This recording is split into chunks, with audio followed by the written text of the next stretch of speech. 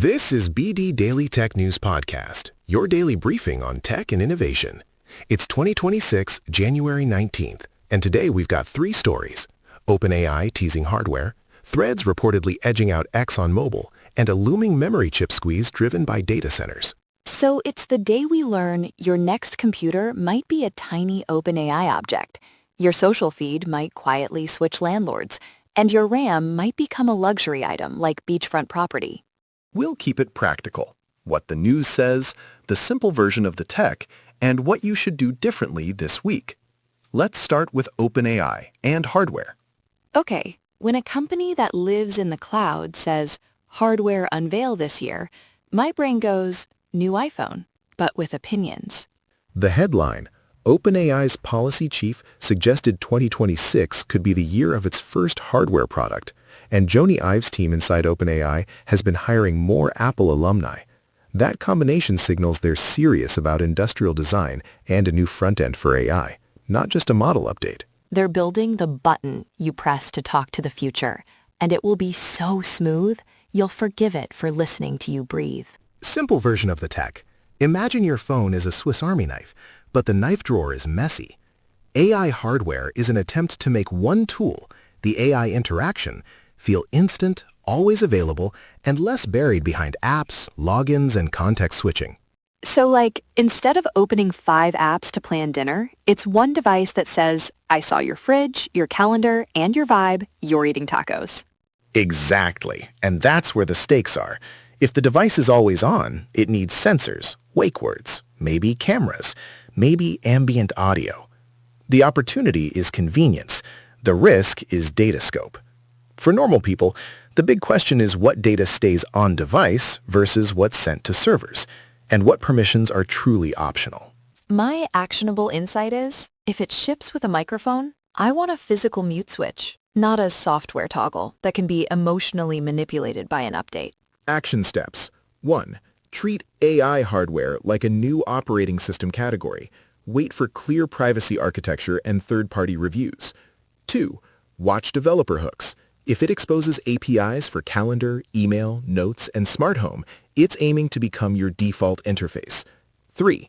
Inventory your accounts now, because the real lock-in is identity and permissions, not the device shell.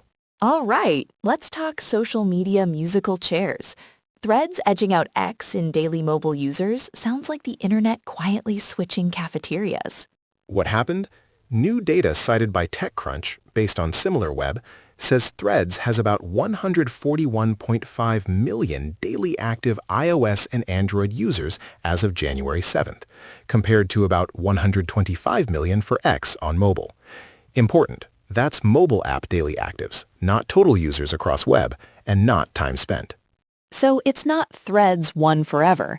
It's Threads gets more daily drive-bys on phones, which is how most of us experience the internet. Half awake, thumb scrolling, coffee negotiating. Simple version of the tech, these platforms are recommendation engines with a posting feature attached.